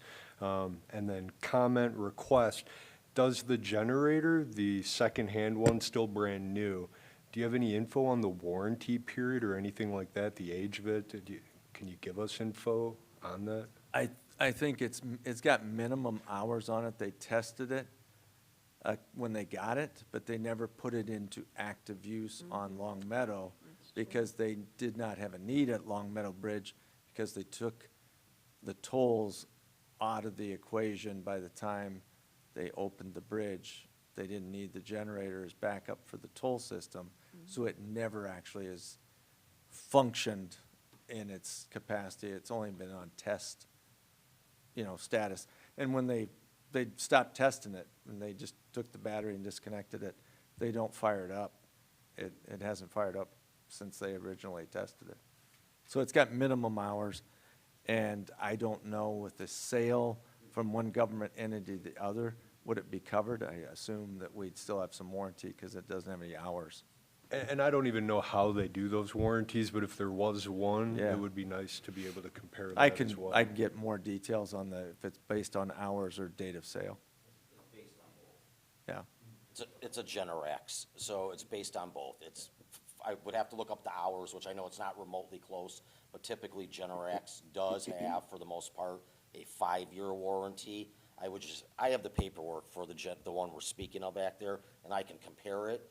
But I know Generac is 5-year warranty on all generators, and then I do believe there is an hours usage added in that. I would just have to look up what that is.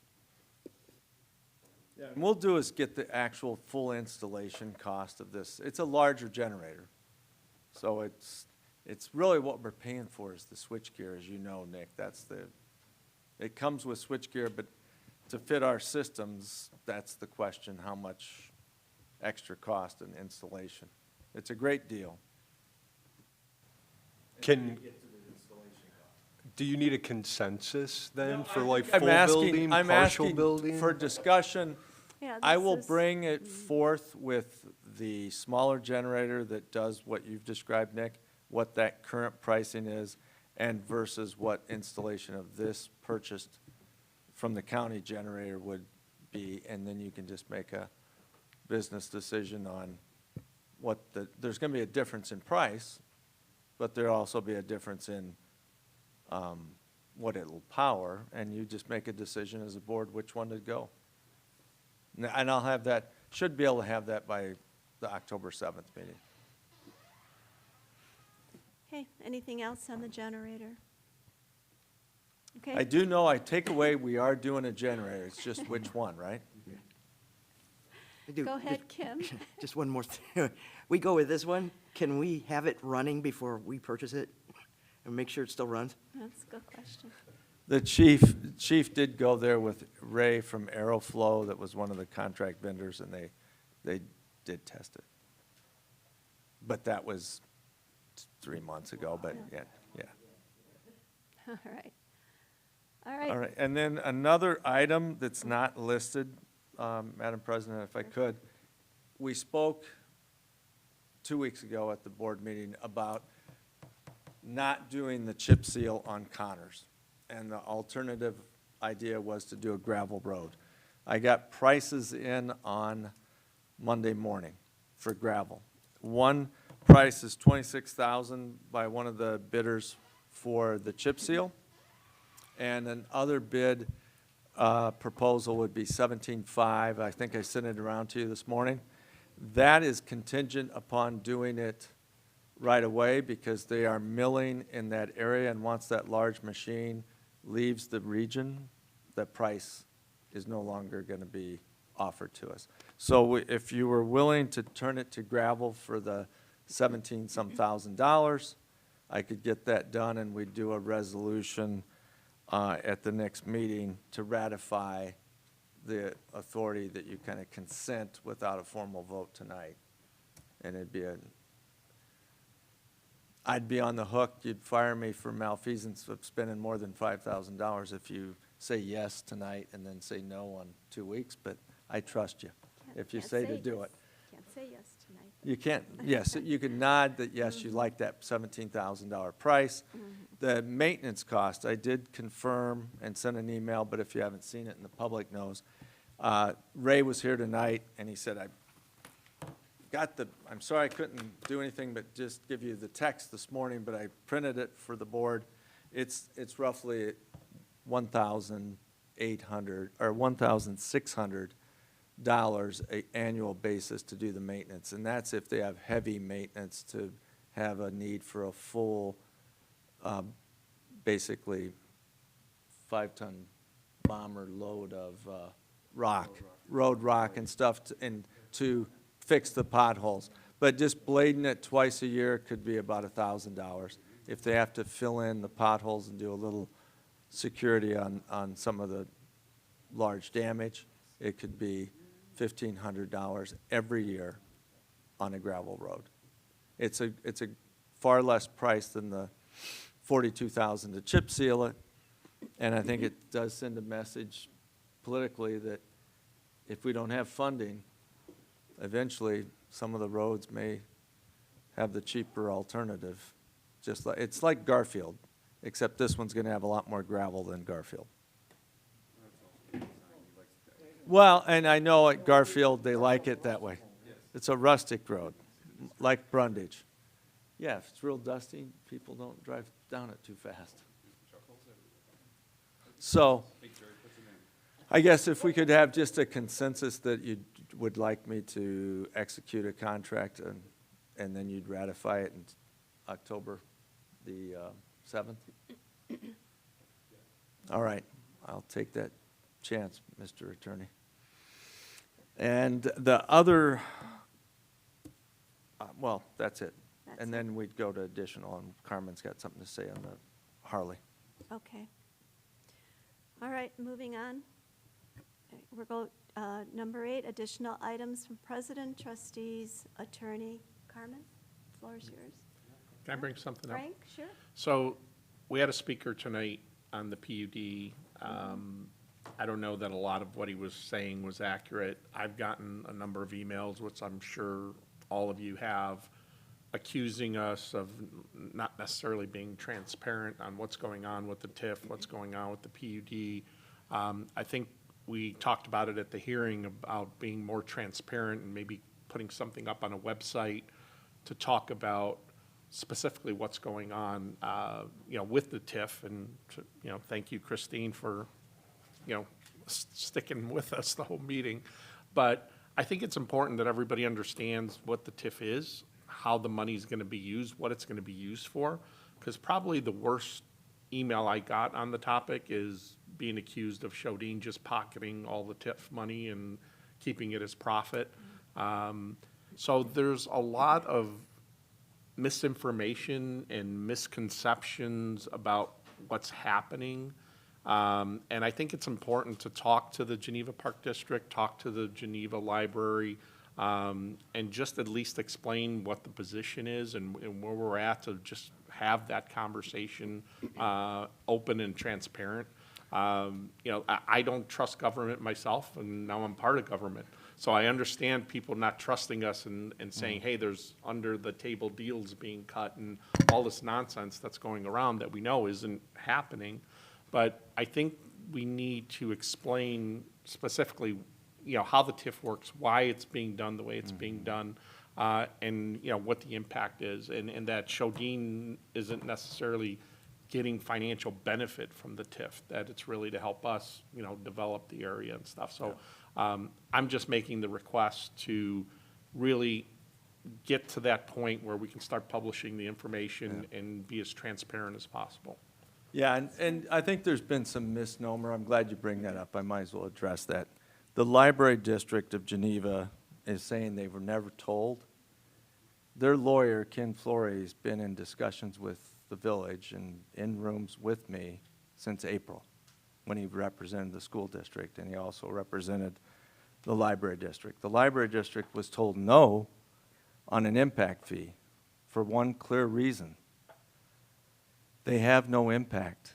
If they have farmland and 30 to 40 homes are built a year once they're started building, their impact is they go from farmland to a windfall of a 700,000 home that is going to be paying property taxes to their district. So their benefit will occur from this development. It's not, under farmland, they're not getting very much tax revenue. When it's developed with 900 units at the end, they will have a huge benefit to them as a property tax levied taxing body. So they were told no, and their lawyer, Ken Flory, spoke with myself and Carmen different times this summer and understood and agreed that they don't have an impact fee agreement with the village, so it's hard for them to demand that we are somehow mistreating them.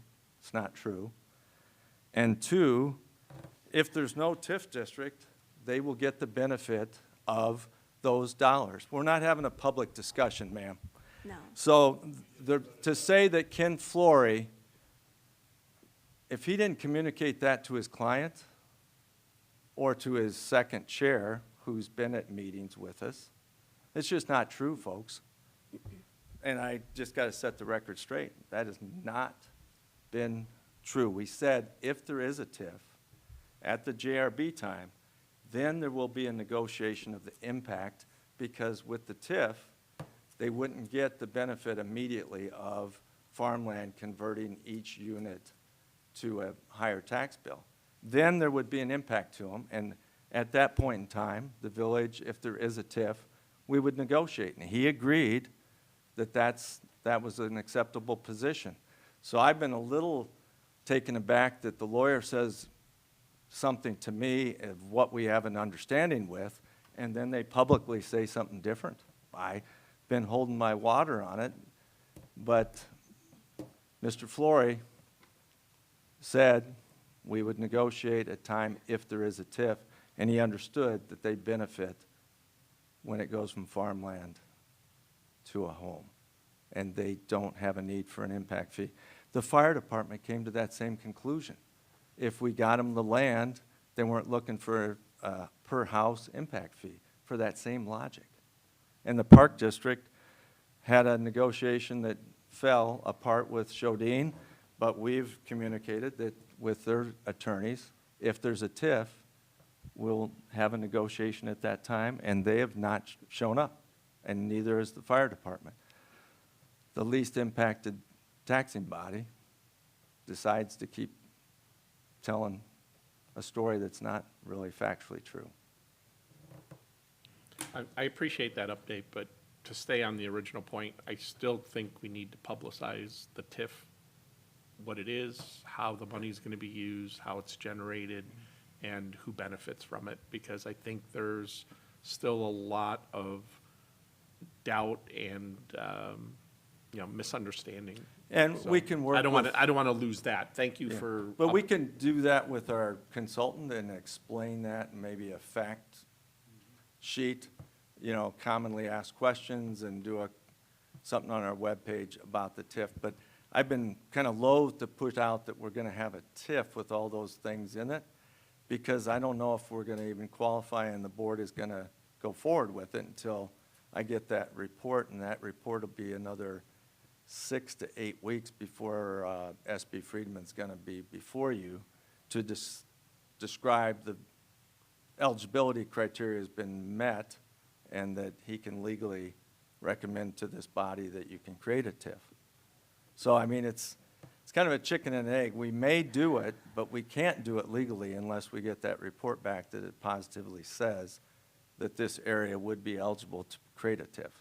Yeah, like I said, even if it's a what-if scenario, that if we go down this route, this is how it works, I think it brings the noise down from the residents. I can work with SB Friedman to kind of put up a frequently asked questions and description of the TIF, from the expert. I know Carmen and I have said it, a few times up here at the dais, but it'd be nice to put something on the webpage. If that's the will of the board, we'll do that. We'll go Mike first. Yeah, Janet, go ahead. I share Trustee Benetti's concern about the way that we're communicating. I brought it up, at the hearing over the annexation. We're not intending to do a bad job, but we are, in fact, not doing a great job of communicating with people. And there, to me, there's multiple parts of it, but there's two main parts of it. There's some things that that ultimately will become public, but they may not be public at any particular moment, right, in the process. So everything happens in the clear light of day, but it doesn't necessarily happen in the light of day now. It happens at the appointed time. And so there are times when there are things that the village is thinking about, talking about, working on, and it's not right for us to publicize it because it's not. We're negotiating. It's not fully happened yet. But once we cross a point where we're actually doing a thing, then I do think that we should be communicating fully and completely about it. And so I do believe, as I mentioned last time, that we meet the legal requirements. However, we're not meeting the community's expectations of how we should communicate these things. And so one concrete thing that I would like to suggest is that, we spent some time 2 years ago working on a social media policy, and we were very conservative about what we wanted to try and have the village do. And so the one thing that we authorized at that time, outside of the broader social media policy that was crafted, was that we were going to publicize these meetings on YouTube. We elected not to have any other social media, but I think perhaps it's time for us to consider a Facebook page that is an announcement type page, not a place to have a dialogue and discussion yet. That may come, but as we discussed 2 years ago, there's an expense and other things to the village in terms of trying to moderate a page, right? So trustees that are no longer on the board had suggested more than once that one of the ways for the village to counter any perception of misinformation is for us to publicize what we believed is the correct information. And so we do that in our public notices. We try and do it in the email newsletter and community counts, which some people get, but many people don't. And I would think that if we were to institute a Facebook page where we can make public announcements, and that material can then in turn be shared by other people in the greater social media universe, I think that might be a step in the right direction of helping us get the information out there. Now, what we say, that's a whole different consideration. We'll have to speak with our attorney and so forth about what we say and when we say it. But I feel like that maybe that's something that we should consider, is sticking another meaningful toe in the social media, water. I can get examples for the next meeting. The Facebook, there's things out there called Text My Gov, that there's different things at Civic Plus. When you're at the IML conference, I suspect there will be vendors down there that will talk to you about how to have an outwardly facing communication plan. So you could all kind of go by those booths and pick stuff up, and I will do some more of it, and we should put it on as a discussion item to have a more forward-facing communication plan. There's many options, and we should address them all, and we could probably work with our friends on the tech committee to vet some of these different vendor options to be more forward-facing in our communication. And I'll work with them and try to put it on for a discussion item on the next board meeting. for communication plan. And we will work with the developer and the attorney to get more information put forward on the process of the pending PUD application and how we publicize that better too. Yeah, I think it was maybe discussed at the last meeting as well, or at the public hearing, but certainly since then, as Administrator Rooney says, there have been discussions to create like a repository, let's say. This is the, linked on the front page of the website. Click here and you'll have a listing of everything that has happened, at the prior meetings, pending application, upcoming meetings, staff reports, things like that. So that, starting to compile that information and it will be up there in the near future. Nick, go ahead. Yeah, quick comment, the treasurer's report, we received that this afternoon, and I was curious, maybe make a request.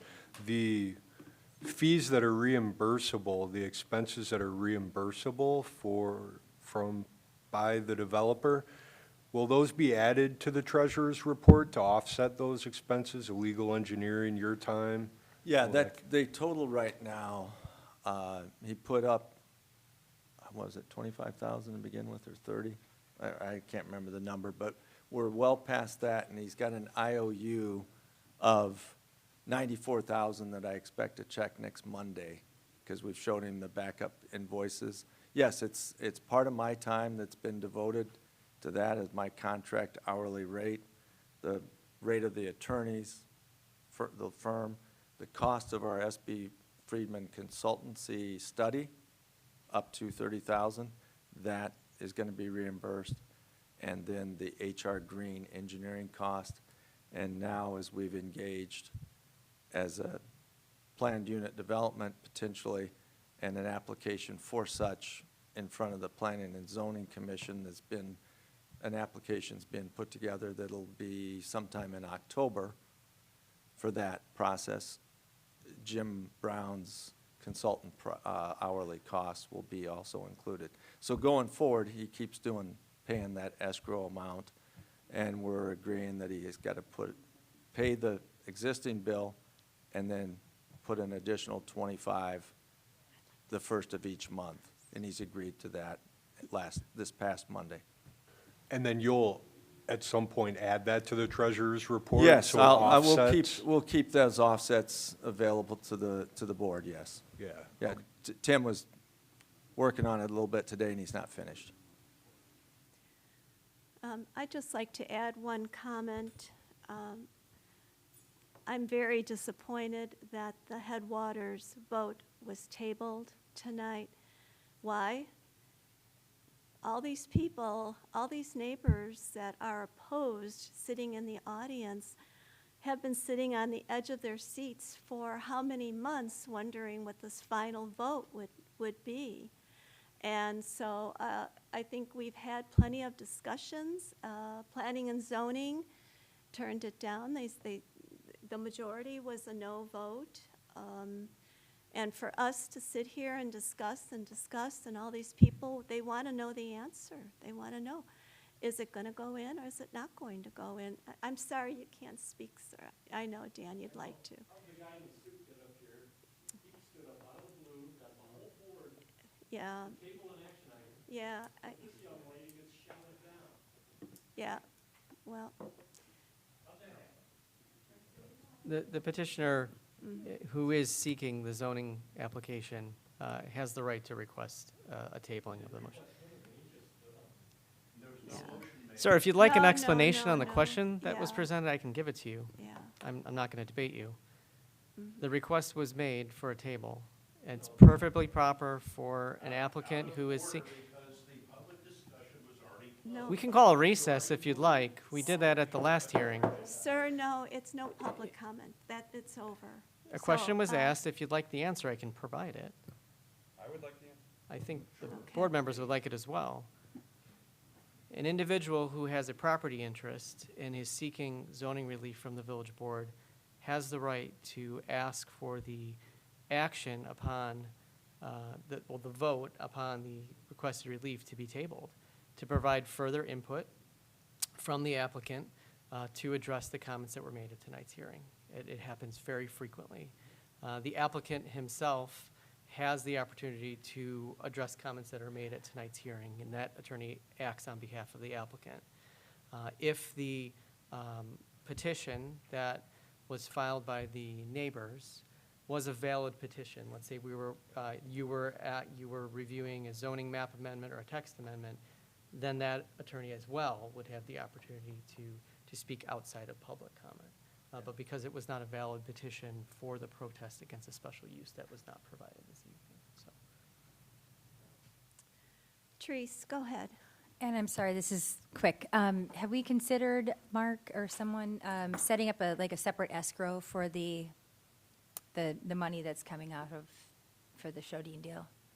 Setting a separate account so we can be very clear. There will be a yes. Separate account, Yeah, okay. Absolutely, there already is. There There is. is an escrow account for There this is.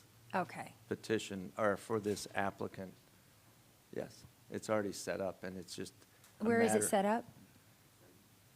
It's called an escrow account, is what it is. Go ahead. I'm talking about a separate bank account. No. We don't have any need to do that when we don't want to set up a different bank account for every type of activity. That's just not standard practice in any village in America. It Well, doesn't- it may not be standard for every type of thing, but this is a big deal. I mean, this is a big account, so I'm just suggesting. All right. Anything left for 8? Are we?